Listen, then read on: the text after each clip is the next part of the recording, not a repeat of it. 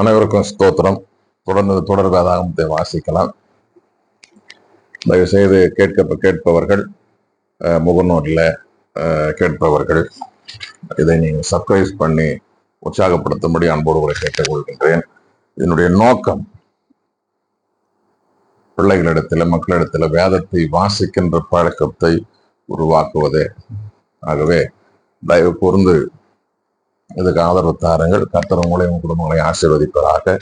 தொடர் வேதாகமத்திலே இன்று 2 நாளான புத்தகம் 24வது பகுதியை தொடர்ந்து வாசிக்கலாம். 2ஆம் குறிப்பேடு பகுதி 24 வழக்கம் போல் திருவிவிலியத்திலிருந்து வாசிக்கின்றேன். யோசுவா அரசனாதல். யோசுவா அரசனான போது அவர் வயது 7. அவர் எருசலேமில் 40 ஆண்டுகள் ஆட்சி செய்தார்.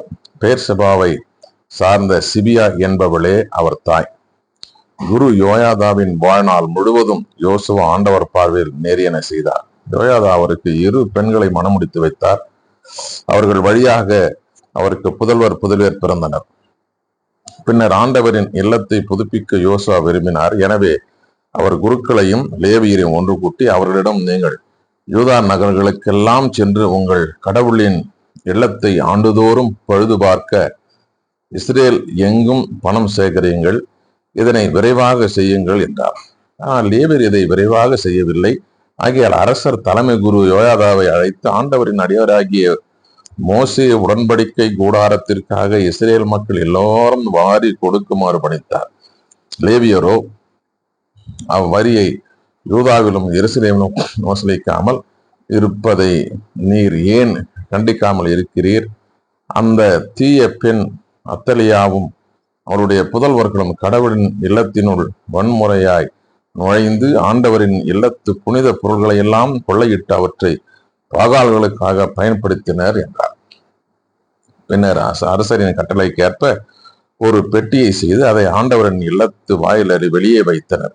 கடவுளின் அடியார் மோசே பாலை நிலத்தில் இஸ்ரேலுக்கு கட்டளையிட்ட வரிபணத்தை ஆண்டவருக்கு கொண்டு வாருங்கள் என்று யூதாவிலும் எருசலேமிலும் பறைசாற்றினர். இதை கேட்டு எல்லா தலைவர்களும் மக்களும் மகிழ்ச்சியுற்று தங்கள் வரிபணத்தை கொண்டு வந்து பெட்டியில் போடவே பெட்டியும் நிறைந்தது. பெட்டியில் பணம் நிறைந்து விட்டதை கண்ட லேவியர் பெட்டியை அரசரின் அலுவலரிடம் எடுத்து சென்றனர். அரசரின் செயலரும் தலைமை குருவின் அலுவலரும் பெட்டியில் இருக்கும் பணத்தை கொட்டி எடுத்த பின் அதை திரும்ப அதன் இடத்திலேயே வைத்தனர். இவ்வாறு அவர்கள் நாள்தோறும் செய்து ஏராளமாக பணம் சேர்த்தனர். அதை அரசரும் யோயாதாவும் ஆண்டவரின் இல்லப்பணியை கவனித்து வந்த வேலையாள்களிடம் கொடுத்தனர். அவர்கள் ஆண்டவரின் இல்லத்தை புதுப்பிக்க கொத்தர்களையும் தச்சர்களையும் கூலிக்கு அமர்த்தினர். ஆண்டவரின் இல்லத்தை உளப்படுத்துமாறு இரும்பு வெண்கல வேலையில் தேர்ச்சி பெற்றோரையும் வேலைக்கென அமர்த்தினர். வேலையாள்களின் பொறுப்பில் கடவுளின் இல்லத்தை புதுப்பிக்கும் பணி விரைவாக முன்னேறியது. அவர்கள் முன்னைய நிலைக்கு அதனை கொணர்ந்து இன்னும் வலுப்படுத்தினர். வேலைகள் எல்லாம் முடிந்தபின் எஞ்சியுள்ள பணத்தை அரசருக்கும் யோயாதாவுக்கும் முன்பாக கொண்டு வந்தனர். அவர்கள் அதை கொண்டு ஆண்டவரின் இல்ல பணிக்கென பாத்திரங்களையும் திருப்பணி எரிபலி ஆகியவற்றுக்கான பாத்திரங்களையும் கிண்ணங்களையும் மற்றும் பொன் வெள்ளி பாத்திரங்களையும் செய்தனர். யோயாதாவின் வாழ்நாள் முழுவதும் ஆண்டவரின் இல்லத்தில் எரிபலிகள் தொடர்ந்து செலுத்தப்பட்டன. யோயாதா நிறைய ஆயுள் கண்டு முதுமை எய்தி இறந்தார். அவர் இறந்தபோது அவருக்கு வயது 130. அவர் இஸ்ரேலருக்கும் கடவுளுக்கும் அவரது இல்லத்திற்கும் நற்பணி செய்திருந்ததனால் அவரை தாவீதின் நகரில் அரசர்களுக்கு அருகே அடக்கம் செய்தனர். ஆனால் யோயாதா இறந்த பின் அரசர் தம்மை பணிந்து நின்ற தலைவரின் சொற்களுக்கு இணங்கினார். அதனால் அவர்கள் தங்கள் முன்னோர்களை கடவுளான ஆண்டவரின் இல்லத்தை புறக்கணித்து அசேரா கம்பங்களையும் சிலைகளையும் வழிபட்டனர். அவர்கள் செய்த இப்பாவத்தின் பொருட்டு யூதாவின் மேலும் எருசலேமின் மேலும் நிறைவின் கடுங்கோபம் கொண்டார். அவர்கள் தம்மிடம் மீண்டும் வருவதற்கு ஆண்டவர் அவர்களிடம் நிறைவாக்கினர்களை அனுப்பினார். அவர்களும் மக்களை கண்டித்தனர். ஆனால் அவர்கள் செவி கொடுக்கவில்லை. அப்பொழுது கடவுளின் ஆவி குரு யோயாதாவின் மகன் சக்கரியாவின் மேல் இறங்கியது. அவர் மக்கள் முன் நின்று அவர்களை நோக்கி, இதோ கடவுள் கூறுகிறார், ஆண்டவரின் கட்டளைகளை மீறுவது ஏன்? அதனால் நீங்கள் வாழ்வில் முன்னேற மாட்டீர்கள். ஆண்டவர் நீங்கள் புறக்கணித்ததால் அவரும் உங்களை புறக்கணித்துள்ளார் என்று கூறினார். அவர்கள் அவருக்கு எதிராக சதி செய்து அரசரின் ஆணைக்கு ஏற்ப ஆண்டவரின் இல்லத்து மண்டபத்தில் அவரை கல்லால் எரிந்து கொண்டனர். அவர் தந்தை யோயாதா காட்டிய பேரன்பை மறந்து அரசர் யோவாசு சக்கரியாவை கொல்ல செய்தார். அவர் இறக்கும் போது ஆண்டவர் இதை கண்டு பழி வாங்குவாராக என்றார். யோவாசின் இறப்பு. அடுத்த ஆண்டு சிரியா படையினர் அவருக்கு எதிராக வந்து யூதாவிலும் எருசலேமிலும் புகுந்து மக்களின் எல்லா தலைவர்களையும் கொன்றடித்தனர். கொள்ளை பொருள்கள் அனைத்தையும் தமஸ்கு மன்னனிடம் அனுப்பி வைத்தனர்.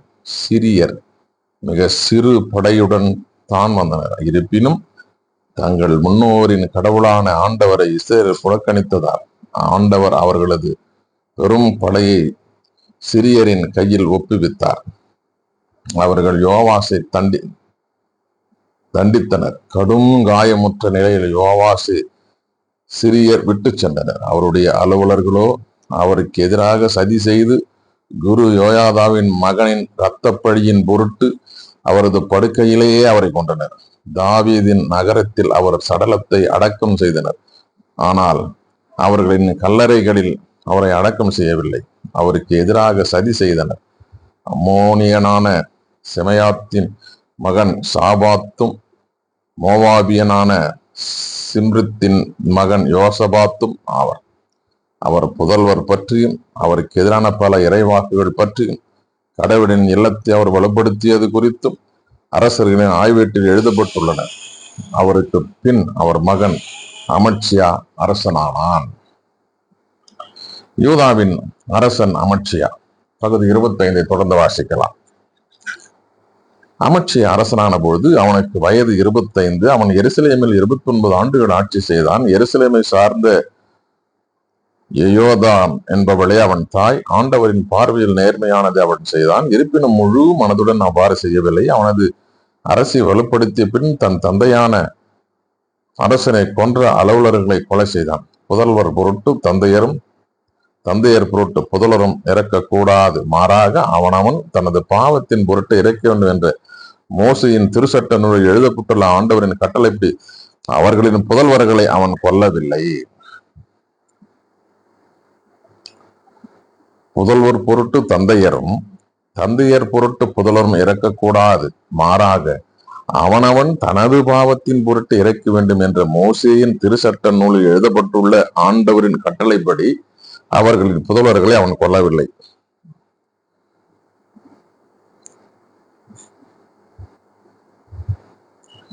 பின்னர் அமட்சியா யூதா மக்களை ஒன்று திரட்டி யூதா பென்யமின் நாடெங்கும் மூதாதையரின் குடும்பங்கள் வாரியாக 1000 தலைவர்களையும் 100 தலைவர்களையும் ஏற்படுத்தினான். 20 வயது அதற்கு மேலும் உள்ளவர்களை அவன் ஒன்று சேர்த்த பொழுது கேடயம் தாங்கி போரிடும் வேல் வீரர் 3 லட்சம் பேர் இருந்தனர். இஸ்ரேல் நாட்டிலிருந்து 1 லட்சம் போர் வீரரை 4000 கிலோகிராம் வெள்ளிக்கு அமர்த்தினான். அப்பொழுது கடவுளின் மனிதர் ஒருவரிடம் வந்த அரசே, இஸ்ரேல் படையினர் உம்மோடு செல்லக்கூடாது. ஏனெனில் ஆண்டவர் இஸ்ரேலரோடு இல்லை, எப்ராயிம் புதல்வரோடும் இல்லை. ஆனால் அப்படி சென்று போரில் வலிமை வாய்ந்தவராக திகழலாம் என்று நீர் கருதினால் கடவுள் உம்மை எதிரிகள் முன் வீழ்த்துவார். ஏனெனில் உதவி புரியவும் வீழ்ச்சியுற செய்யவும் கடவுளுக்கு ஆற்றல் உண்டு என்றார். அப்போது அமட்சியா கடவுளின் மனிதரை நோக்கி, இஸ்ரேல் படைக்கு நான் கொடுத்துள்ள 4000 கிலோகிராம் வெள்ளி வீணாகுமே என்றார். அதற்கு கடவுளின் மனிதர், ஆண்டவரால் இதைவிட மிகுதியாக உமக்கு கொடுக்க முடியும் என்றார். பின்னர் அமட்சியா எப்ராயிமில் இருந்து வந்த போர்ப்படையை பிரித்து அவர்கள் இடத்திற்கு அனுப்பி வைத்தார். அவர்கள் யூதாவின் மீது கடும் சினமுற்று கோபக்கணருடன் தங்கள் நாடு திரும்பினர். அமட்சியாவின் நம்பிக்கை துரோகம். பின்னர் அமட்சியா தன்னை வலுப்படுத்தி கொண்டு உப்பு பள்ளத்தாக்கிற்கு தன் மக்களை அழைத்து சென்றார். அங்கே சேயர் புதல்வருள் 10,000 பேரை கொன்றார். யூதாவின் புதல்வர் மற்றும் ஒரு 10,000 பேரை உயிரோடு பிடித்து ஒரு குன்றின் உச்சிக்கு கொண்டு சென்று அவர்களை அங்கிருந்து கீழே தள்ள அவர்கள் நொறுக்கப்பட்டனர். இதற்கிடையிலே அமட்சியா தன்னோடு போருக்கு அழைத்து செல்லாமல் திருப்பி அனுப்பிய போர் வீரர்கள் சமாரியா முதல் எபத்கோரோன் வரையிலும் உள்ள யூதா நகர்களை சூறையாடினர். 3000 பேரை கொன்றதுடன் மிகுந்த பொருள்களை கொள்ளையடித்தனர். அமட்சியா ஏதோமியரை முறியடித்து சேயீர் புதல்வரின் தெய்வ சிலைகளை கொண்டு கொண்டான். தன் தெய்வங்களாக அவற்றை நிறுத்தி வைத்து அவற்றின் முன்பாக பணிந்து அவற்றுக்கு தூபம் காட்டினான். எனவே ஆண்டவர் அமட்சியான் மீது கடுஞ்சினம் முற்று அவனிடம் ஓர் இறைவாக்கினை அனுப்பினார். அவர் அமாட்சியவை நோக்கி, தங்கள் மக்களை கையிலிருந்து காப்பாற்ற இயலாத தெய்வங்களின் நாட்டம் கொண்டது ஏன் என்று கேட்டார். இவ்வாறு அவர் பேசிக் கொண்டிருக்கிற அமட்சியா அவரை நோக்கி, அரசருக்கு ஆலோசனாக உன்னை நானா நியமித்தேன், நிறுத்து, நீ ஏன் வீணாக சாக வேண்டும் என்றான். இறைவாக்கினரும் சற்று நிறுத்தி பின் அமட்சியாவை நோக்கி, எனது ஆலோசனையை கேட்காமல் நீ இவ்வாறு செய்ததனால் கடவுள் உன்னை அழிக்க முடிவு செய்திருப்பதை நான் அறிவேன் என்று கூறினார். இஸ்ரேலுடன் போர். பின்னர் அமட்சியா ஆலோசனை செய்து ஏகூவின் மகன் யோவாசுக்கு பிறந்த யோவாசு என்ற இஸ்ரேலின் அரசனிடம், வாரும், நாம் நேருக்கு நேர் பார்த்துக் கொள்ளும் என்று சவால் விட்டார்.